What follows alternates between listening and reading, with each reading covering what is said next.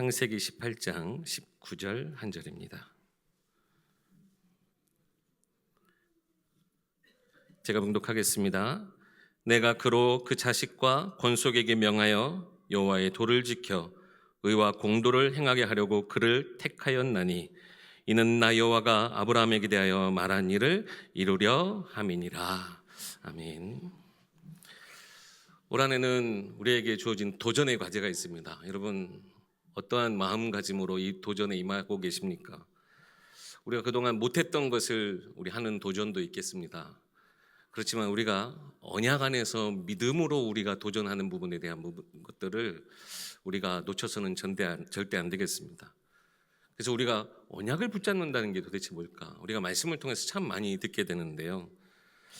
언약을 붙잡는다는 말이 어떻게 우리가 적용해야 되는지 오늘 좀 그 부분을 같이 말씀을 좀 나누려고 합니다.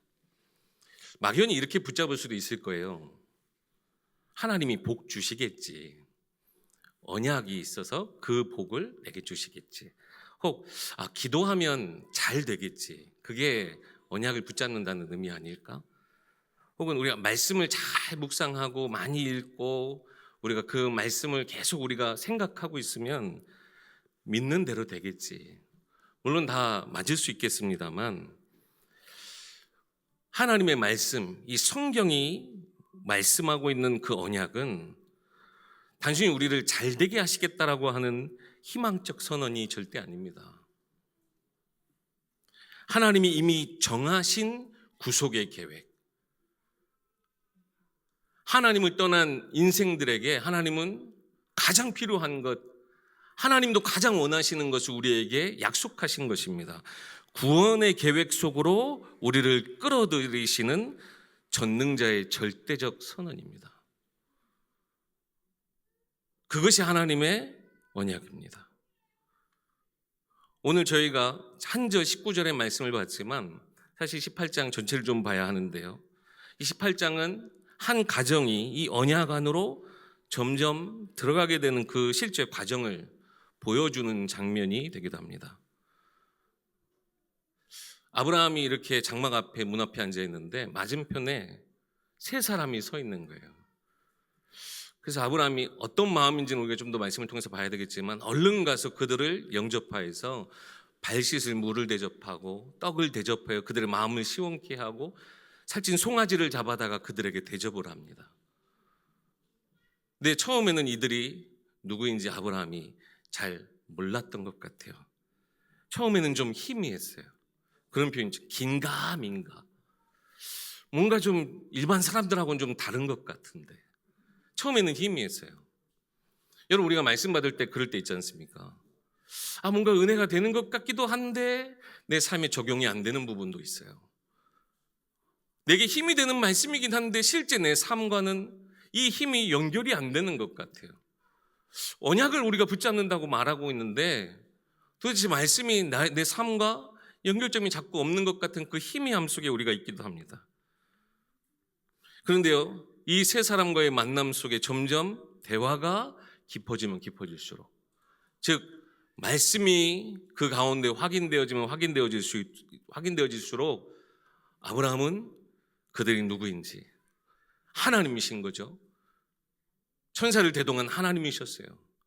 그 하나님의 약속, 말씀 속으로 더욱더 깊이 들어가게 됩니다. 결국에는요, 하나님의 계획 속에, 그 언약 가운데 있는 하나님의 계획 속에 깊이 들어가게 됩니다. 그 과정 속에 세 가지 중요한 하나님이 주신 은혜가 있는데요.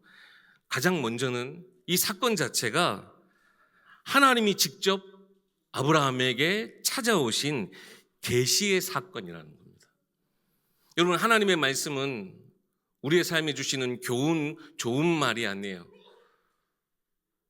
혹은 우리에게 미래 장래일에 대한 예언, 물론 예언의 말씀도 되지만 어떤 시점에 미래 시점을 두고 이런 일들이 꼭 일어날 거야 라고 하는 어떤 점술적 의미도 절대 있지 않아요.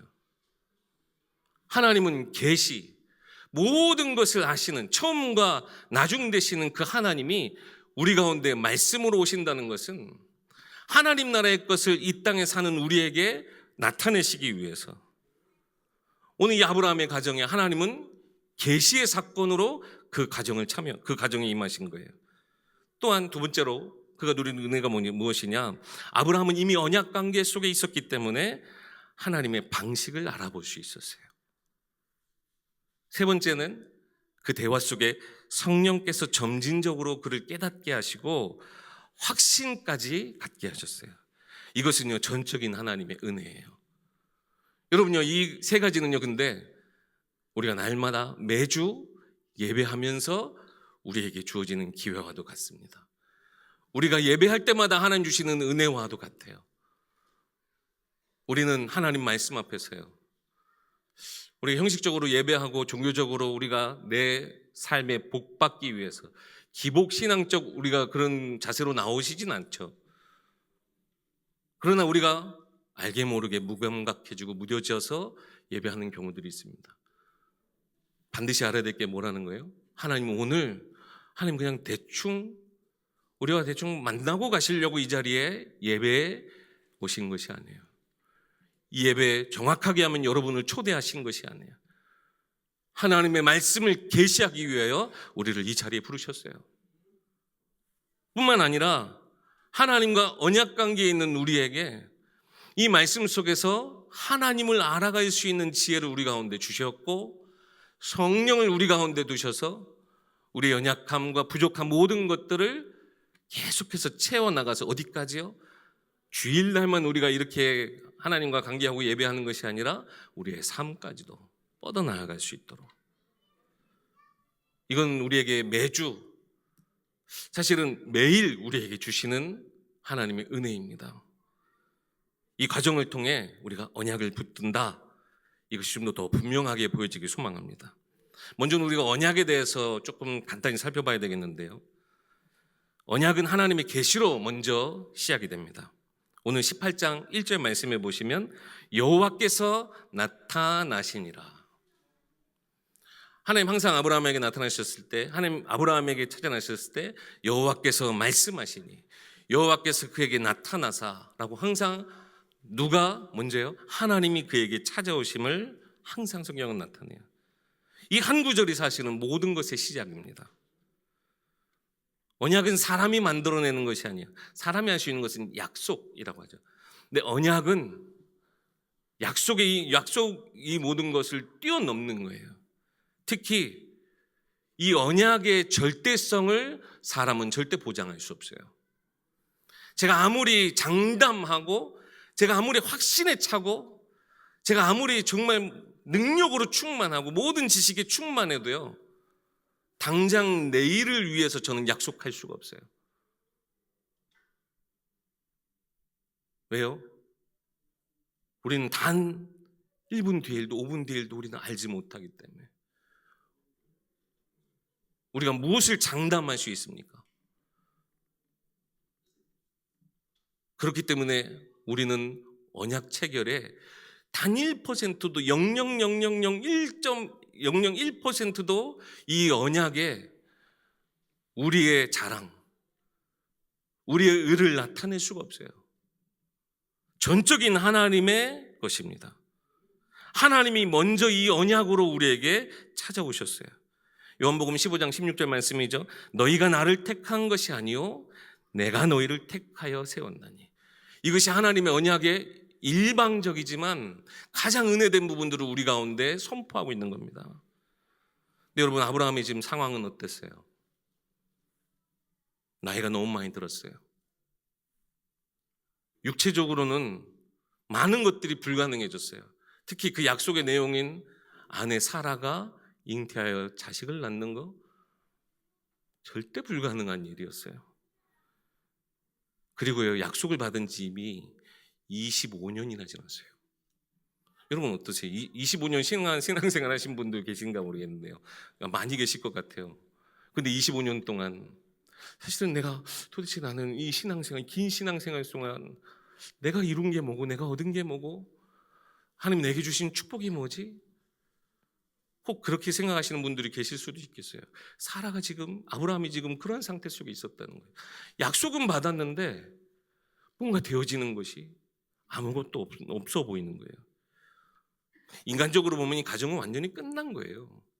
하나님이 약속은 받았고 언약이라고 하는 그 약속을 받긴 받았는데 도통 이루어진 것이 되어진 것이 아무것도 없는 것 같아요. 그런데요, 하나님은 이 불가능한 시점에 그들에게 찾아오셨어요. 성경을 한번 찾아보겠습니다. 로마서 4장 19절에서 21절입니다. 우리 창세기 18장은 꼭 이렇게 붙들어 두시고 로마서 4장 19절에서 21절 보겠습니다.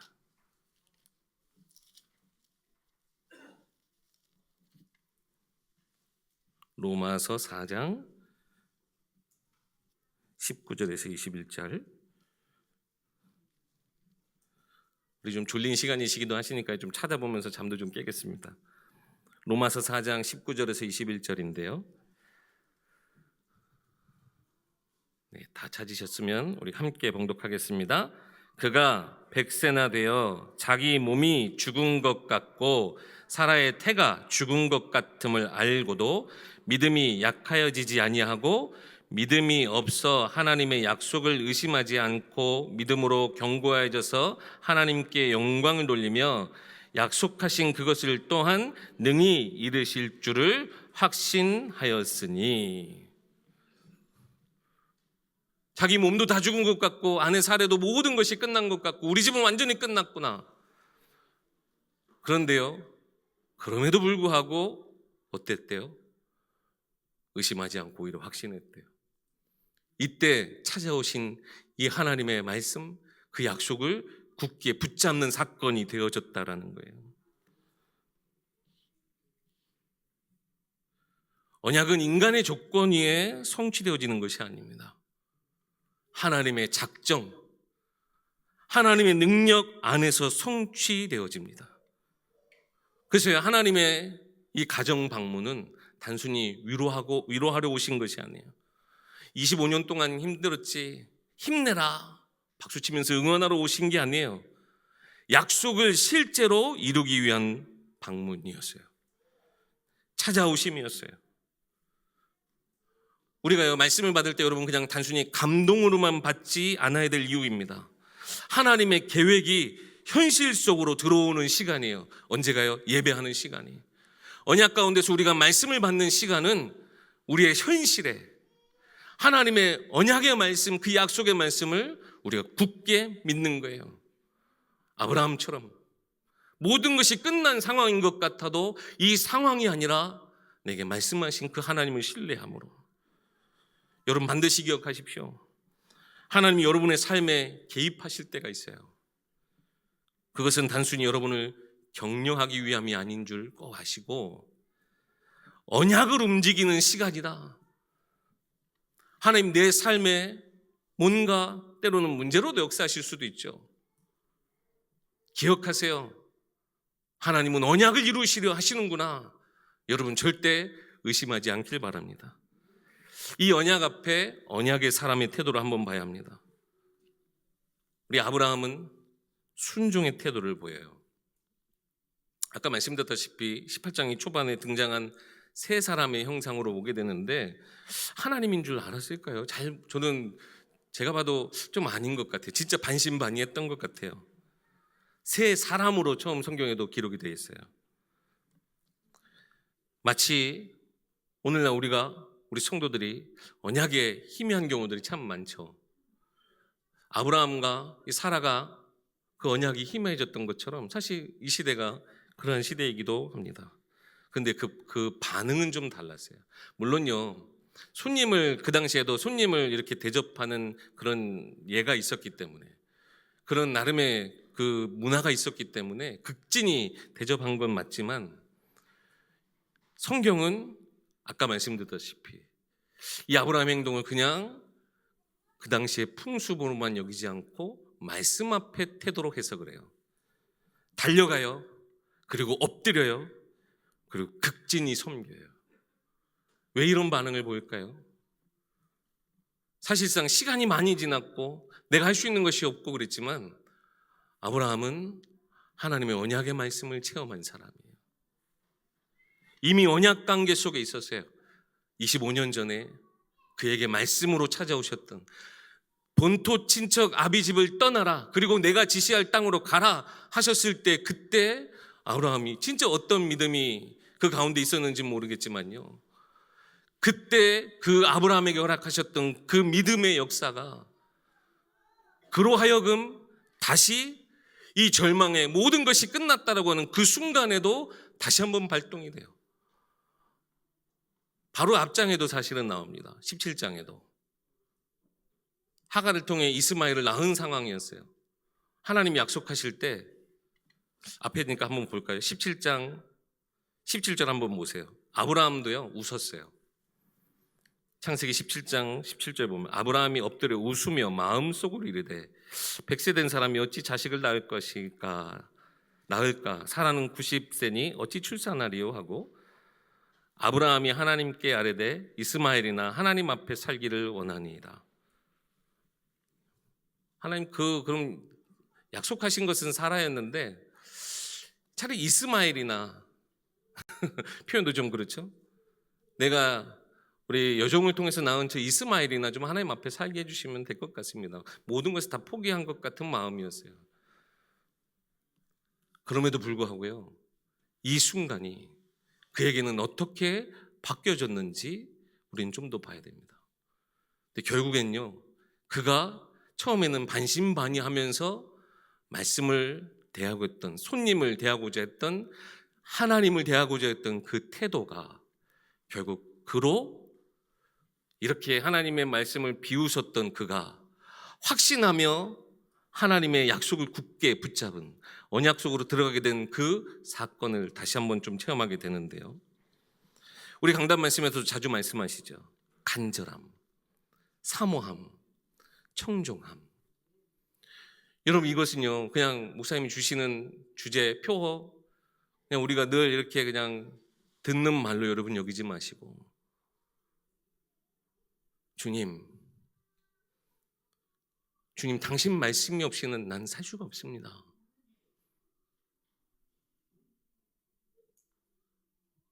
이 험한 세상 속에서, 이 사망이 가득한 세상 속에서 하나님이 함께 하시지 않고서는 나는 살 수 없습니다.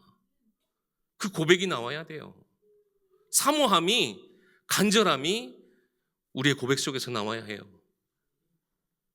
여러분, 자녀들에 대해서 많은 계획들을 갖고 계시죠? 그 계획에 맞게 최대한의 것들을 제공해 주시고 하시죠? 여러분, 그것보다 근데 먼저 우리가 진짜 하나님 앞에 간절하게 가져야 될 것이 뭘까요? 지난주도 우리 청소년들 두고 같이 수련회를 했는데, 하나님, 저들이 세상의 것 아니라 진짜 하나님, 그 하나님의 것을 담기 소망합니다. 그 한 걸음 한 걸음이 세상이 인정하는 발걸음이 아닐지언정, 주님 당신이 함께 가시지 않으면 저들의 인생은 나는 책임질 수 없습니다. 하나님 당신이 아시고 당신이 책임져 주시길 간절히 원하는 그 마음이 우리 가운데 있어야 해요. 매주 매 시간 하나님 앞에. 근데 어떤가요? 이렇게 말씀을 드리는 저도요, 사실상 간절함, 사모함, 청정함을 두고는 부끄러움이 너무나 많아요. 근데요, 아브라함의 모습을 보세요. 반신반의했으나, 언약이 너무나 희미해진 그때였으나 어쨌든요, 자기가 할 수 있는 모든 최선을 다했어요.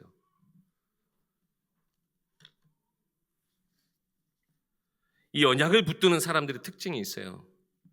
하나님의 개입에 민감하게 반응합니다. 때로는 막 하나님이 개입하실 때 하나님 몰라요, 저리 가세요. 때로는 말씀이 너무 막 나를 찔러갖고 말씀이 나를 너무 부담스럽게 하니까 피해버리기도 하는데, 언약에 민감한 사람, 그 말씀에 민감한 사람은요, 하나님 말씀 주실 때 깨닫게 돼요. 지금 내 방향이, 지금 내 마음이 지금 하나님과 틀리게 가고 있는가? 그 민감성을 가지게 돼요. 그리고 절대 말씀을 가볍게 여기지 않아요.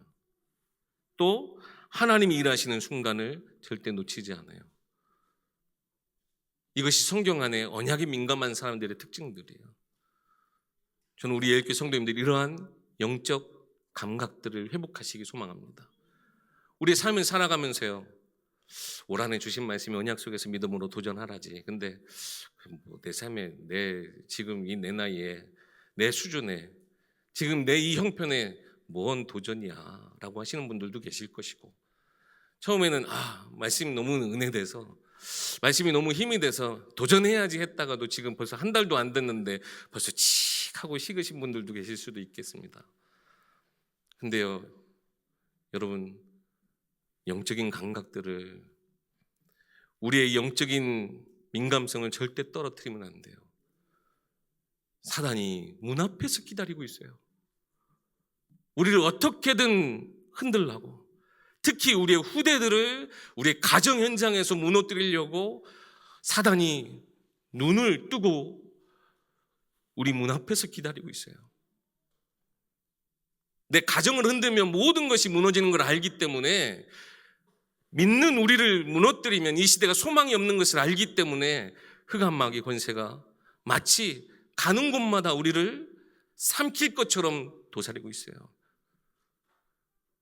우리의 영적 민감성을 절대 놓쳐서는 안 됩니다. 이 영적인 감각을 절대 무디게 해서는 안 됩니다. 예배할 때마다 다시 회복되어지기 소망합니다. 하나님 말씀 앞에 서실 때마다 하나님이 주시는 그 말씀 안의 능력들을 체험하는 우리의 교회 성도님들에게 소망합니다. 언약은 눈으로 보는 게 아니에요.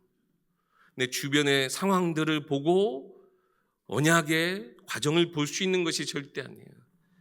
언약은 영적으로 분별하여 읽어내는 거예요. 하나님의 시간표를 기다리는 것입니다. 이 언약의 말씀이 행하는 것을 보세요. 9절부터인데요. 이 언약의 말씀이 이 가정의 가장 약한 부분을 쳐요. 친다라고 표현을 했듯이 아프고 때로는 문제를 직면하게 되죠. 근데 이것은 언약 관점으로 볼 때 하나님이 회복의 수술대와도 같아요. 하나님이 누구를 건드시느냐? 사라를 건드려요. 왜 사라일까요? 가장 사실 약한 부분이기 때문에 그래요. 사단도 제일 잘 알거든요. 약한 부분. 하나님도 잘 아시는 거예요. 이 약한 부분을 통해서 사단이 틈탈 것도 아세요. 그 약한 부분이 무뎌져서 우리가 더뎌질 것, 우리가 낙심하여 무너질 것도 하나님도 아세요. 그래서 사라를 먼저 건드시는데요. 사라가 먼저 이 천사들이, 예수님, 하나님과 천사들이 이야기를 나눌 때 사라가 저 뒤에서 듣고 웃습니다. 웃어버려요. 아브라함이 했던 것과 똑같죠. 근데 이건 단순한 불신앙이 아니라 오래된 상처예요. 아니 25년 동안이나. 그때도 사실은 그게 가능해요? 라고 하면서 말씀 받았는데 이미 25년이나 지나버렸는데요. 아무도 가능하지 않다는 걸 다 아는데 약속만 가지고 있으니, 또한 우리 여성으로서의 수치 이런 것 또한 있을 수 있어요. 이때인가? 아니야. 또 다음에 이때인가? 아니야. 계속된 반복된 좌절이 그 가운데 있었어요. 또한 이 언약에서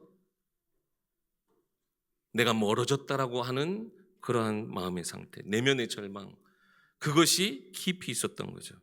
하나님 그 숨겨진 마음을 정확하게 찌르세요. 뭐라고 질문하시죠? 왜 웃느냐? 지금 웃음이 나와? 지금 이런 표현 아니에요. 왜 웃느냐?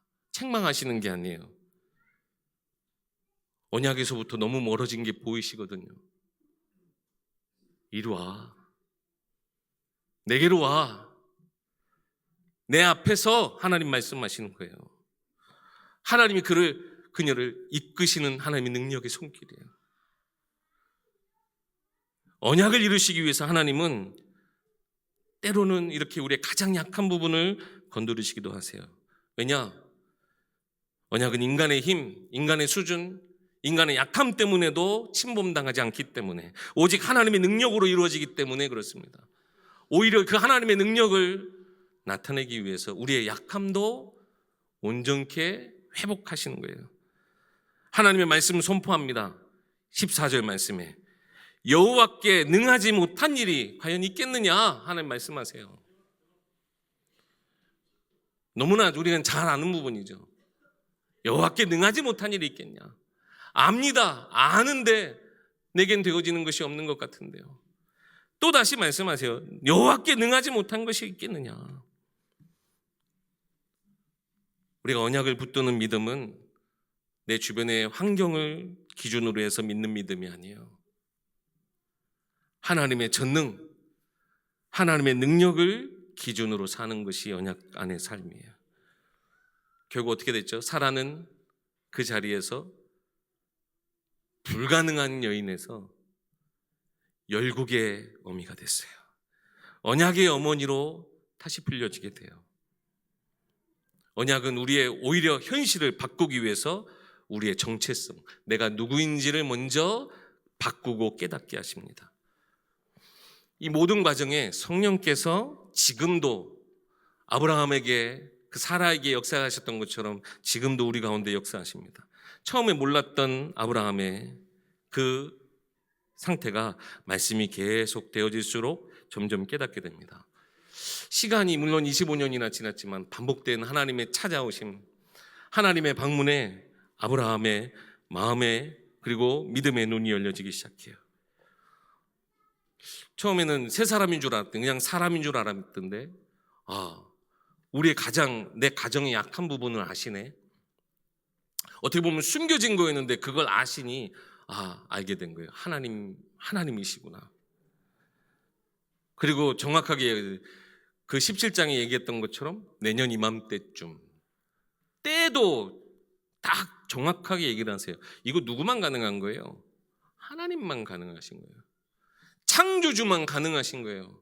하나님이시구나 깨달았어요. 그리고 물론 뒤의 이야기지만 결국 이 아브라함의 가정에 잠깐 오셨다가 결국 하나님이 두 천사를 대동하고 계신데 이 천사들이 하는 일이 뭐였어요? 이후에 소돔과 고모라를 심판하기 위함이었어요. 심판은 누구의 영역이에요? 하나님의 영역이에요. 하나님이시구나 깨달았어요. 이제 그는 확실하게 알았어요. 처음엔 희미하게 알았던 것이 내 가정, 내 숨겨진 부분들까지 건들면서 다시 치유하시고 회복하시고 살리시고 우리에게 다시 한번 소망의 약속을 굳게 붙잡게 하시고 세상에 대한 심판을 말씀하신다. 하나님 당신이시구나. 여호와 하나님이시구나 깨닫게 돼요. 이 지식은 몰랐던 것을 깨닫는 그것이 아니에요. 성령의 조명하심, 성령의 역사 안에서 이루어지는 거예요. 고린도전서 2장 12절 말씀입니다. 우리가 세상의 영을 받지 아니하고 오직 하나님으로부터 온 영을 받았으니 이는 우리로 하여금 하나님께서 우리에게 은혜로 주신 것들을 알게 하려 하십니다. 이것이 성령께서 우리 마음속에 함께 하시면서요 조명해 주시는 거예요. 우리가 보지 못했던 것 이것을 깨닫게 하시는 거예요. 오직 성령 하나님이 하시는 일입니다. 들었던 말씀이 언제요? 내 약한 부분에서 깨달아지게 돼요. 내가 가장 숨기고 싶었던 부분에서 깨달아지게 돼요. 내 삶에 놓치고 있던 부분에 말씀이 깨달아지게 돼요. 누가 하시는 일이에요? 성령께서 하시는 일이에요. 그러면서 내 삶이 점점점 하나님의 언약, 약속하심 속에 들어가게 돼요. 여러분요, 언약은 우리가 이 언약 이 아브라함이 계속해서 언약을 체험하게 되는 거거든요. 잠깐 우리의 시간이 아무리 아브라함이 지금 거의 100세가 다 된 삶을 살았어도 지난 시간이 자기 것이 아니거든요. 미래도 보장도 없어요. 단 오늘 지금밖에 없는 우리가 모든 것의 시작이고 마침이신 그 하나님의 영혼을 깨닫게 되어지는 그 순간 우리가 이것을 언약 체험이라고도 할 수 있는데요. 이건 말로 표현할 수 없는 거예요. 하나님의 약속하심이 믿어지는. 여러분 구원 받으셨죠? 어쩜 그렇게 이렇게 확신하십니까? 어떤 기준이 있으셨어요? 여러분 가운데서 이 언약 체험이 있었기 때문에 영원하신 하나님의 나라가 지금을 사는 나의 오늘에 어떻게 확신이 됩니까? 여러분 그동안 삶에 이 언약을 체험했던 순간들이 있었잖아요. 말로 감당할 수 없는, 형용할 수 없는 이건 그냥 단순한 감동이 아니에요. 성령의 역사하심으로 우리가 계속해서 누려왔던 언약 체험, 영원하신 하나님 우리가 만나고 누려왔던 그 벅찬 감동의 시간들, 마음의 감동이 아니에요. 내 영혼을 소생케 하시는 그 하나님의 생명으로 맞닿았던 그 시간들, 이 언약을 체험하는 여러분들의 삶 가운데 이런 것들이요, 누굴 통해서요? 성령을 통해. 이것은 인간의 이해가 아니라 성령의 역사하심 속에 하나님이 예비하신 축복들을 완성해 나가는 과정이에요. 하나님 말씀을 성령을 통해 말씀이 깨달아지게 하시고 이해되게 하시고 확신되게 하시고 결국 그 말씀에 순종하게 하세요. 이렇게 하나님의 언약 안에 말씀 안에 들어온 자들에게 하나님은 하나님의 계획을 맡기십니다. 17절은 아마 잘 아시는 말씀이실 거예요. 내가 하려는 것을 아브라함에게 숨기겠느냐. 지금 하나님은 뭐 하려고 지금 가고 계셨던 중이라고 했어요? 이 시대 죄악의 상징 소돔과 고모라, 의인 한 명이 없어서 멸망당할 수밖에 없었던 그 성을 심판하러 가시는 것이지만, 여러분 기억하세요. 하나님은 심판의 하나님이 아니세요. 심판을 즐겨 하시는 하나님이 아니세요. 심판은 하나님의 속성 공의를 나타내고 뒷받침하는 것뿐이에요. 그 심판의 이면에 뭐가 있어요? 나를 구원하신 구원이 있어요. 아브라함에게 말씀하신 것, 나타내신 것이 결국에는 아브라함에게 뭐가 됐습니까?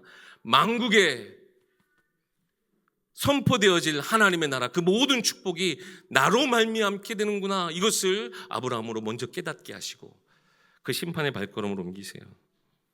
왜 숨기지 않으셨을까요? 이미 이 아브라함이 하나님의 언약 가운데 깊이 들어왔기 때문에. 오늘 말씀 제목처럼 19절 말씀에 여호와께서 말씀하신 것을 누가 이루려고요? 하나님이 이루시려고. 여러분 처음에 말씀드렸던 우리가 언약을 붙잡는다라는 표현, 사실은 언약을 우리가 붙잡는다는 우리가 주체가 될 단어가 아니에요. 오히려 우리가 언약에 붙잡히는 것입니다. 우리가 하나님의 언약 속으로 우리 인생에 들어갔다라고 하는 것이 오히려 더 맞는 표현일 거예요. 내게 찾아오신 말씀의 능력으로 찾아오신 나의 약한 부분, 내 숨겨진 것까지 다 소생케 하시는 그 말씀을 체험한 우리는 말씀만 예배하며 따라가며 감사와 은혜를 누리며 따라갔더니 어느덧 이 언약, 하나님의 놀라운 섭리, 구원의 계획 속에 우리가 들어있게 되는 거예요. 나중에 보세요. 아브라함이요, 하나님과 계속 협상을 해요. 그 성에 50명이 있으면 좀 어떨까요? 그럼 좀 심판을 좀 뒤로 물러주실까요? 아니, 생각해보니까 50명 많다. 45명은 어떨까요? 40명은 어떨까요? 30명은 어떨까요? 20명은 좀 어떻습니까? 10명은 좀 어떨까요? 이게 계속 자기 수준, 계속 불신앙이 찾아오나 봐요. 그 모든 걸 너무나 잘 아니까. 오히려 이 모습 중에 하나님이 마치 막 지금 소돔과 고모라를 빨리 막 멸망하고 싶어서 하나님은 안 달랐고, 오히려 아브라함이 의인인 것처럼 보이지만 하나님 처음부터 알고 계셨어요. 근데 오히려 아브라함으로 하여금 그 하나님의 언약을 체험하고 언약 속으로 깊이 들어오게 하니까 아브라함이 지금 하나님의 마음을 읽고 있어요. 이 시대에, 그 땅에 의인이 없어 망하는구나. 누가 저들을 위해, 누가 하나님을 위해 의의 자리에 설 것인가, 의의 편에 설 것인가. 아브라함이 먼저 그 과정을 온전히 깨닫게 됐어요. 사실 이 창세기 18장 19절은 올해 제가 맡고 있는 태영아부 주제 우리 선구이기도 해요. 우리 권속에게, 우리 자녀들에게 이것을 증거하고 나타내기 위해서 나를 먼저 택하셨음을, 우리를 먼저 세우셨음을 우리가 믿을 때, 내가 하는 것이 아니라 내게 이 언약 가운데 나를 초대하시고 말씀으로 나를 그 언약 가운데 걷게 하시고 나아가게 하셔서 우리로 그 하나님의 언약 속에 우리 후대들을, 이 세상에 죄 가운데 사는 그들을 하나님께로 인도하는데 우리를 사용하시겠다라고 하는 언약의 통로로 하나님 우리를 세우신다는 약속입니다. 이 언약의 중심에 들어온 가정은 단순히 보호받는 대상이 아니에요. 하나님의 역사에 사용되어지는 통로가 되게 됩니다. 말씀을 마무리합니다. 언약을 붙드는 삶이란 약속을 믿는 것이 아니라 약속에 붙들려 사는 삶입니다. 우리는 하나님을 믿는 거예요. 또한 이해한 후에 순종하는 것이 아니라 순종한 이후에 모든 것이 은혜 안에서 드러나게 되는 이 이해는 다른 그 앞의 이해와 달라요. 하나님의 모든 것들을 깨닫게 되는 은혜로서의 이해에 그 모든 것을 알아가는 삶이 되어지는 것입니다. 2026년도 우리가 믿음으로 도전하는 모든 것들, 여러분, 우리의 계획, 내가 나아감이 아니라 하나님이 내게 찾아오셔서 그 언약의 놀라운 하나님의 구원의 계획 속에 살리는 그 축복 속에 우리를 초대하고 계세요. 걷게 하시고 나아가게 하세요. 우리가 다 이해한 후 믿겠습니다가 아니라 믿으니 나아갑니다. 하나님, 나를 통해 이 축복이 이 세상 가운데 증거되게 하옵소서. 믿음으로 도전하는 우리의 교회 모든 성도님들 되게 소망합니다. 다음 주에는 우리 청소년들이, 또 많은 우리 사역자들이 함께 이 시대 정말 800만 우상이 가득한 그 현장 가운데 들어가게 됩니다. 그 발걸음 속에 하나님, 그들을 통해 언약의 하나님이 그들의 삶에 주시는 응답이, 특히 저는 무엇을 놓고 기도하냐면, 하나님, 우리 청소년들이, 우리 사역자들이 그 행하여 줬던 그 발걸음으로 그 교회가 힘을 얻고 그 현장이 살아나는 것을 보게 하옵소서. 그냥 단순히 갔다 오고 우리가 은혜 받는 것 사실은 얼마든지 할 수 있죠. 근데 하나님이 우리 발걸음을 사용하셔서 저 현장에 생명을 불어넣으셨구나. 이것이 사실은 가장 중요한 응답인 것 같아요. 생명의 통로로, 축복의 살리는 통로로 우리 그냥 단기 선교팀이 인도받을 수 있도록 함께 기도해 주시고, 앞으로도 계속되어질 훈련 속에 우리 다음 세대들이, 우리 후대들이 하나님의 허락하신 우리 세대뿐만 아니라 다음 세대의 영적 지도자로서 또 증인으로서 서게 될 그 모든 응답들을 다 누리게 되는 이번 겨울 훈련 일정들 될 수 있도록 함께 기도해 주시고, 우리 담임 목사님 발걸음 위해서도 함께 기도해 주시면 감사하겠습니다. 기도하겠습니다. 사랑과 은혜가 많으신 하나님, 언약의 하나님을 우리가 날마다 체험케 되는 예배 속으로, 말씀의 순종으로 들어가게 하옵소서. 간절함으로, 사모함으로, 청종함으로 주께 나아갔더니 하나님, 우리가 희미했던 것 모든 것이 밝히 드러나는 성령의 역사가 우리 가운데 날마다 있게 하시고, 그 성령의 충만함이 내 삶이 모든 것을 살리는 언약 안에서 우리가 도전하였더니 하나님을 주인으로 인정하여 우리의 모든 것을 주께 맡기고 드렸더니 우리가 가는 곳마다 살아나고 우리가 가는 곳마다 모든 것이 회복되어지는 하나님 전도자로, 증인으로서 우리 모두가 그 축복으로 살아나는 응답 있게 하여 주시옵소서. 우리 주 예수 그리스도의 이름으로 기도하옵나이다. 아멘.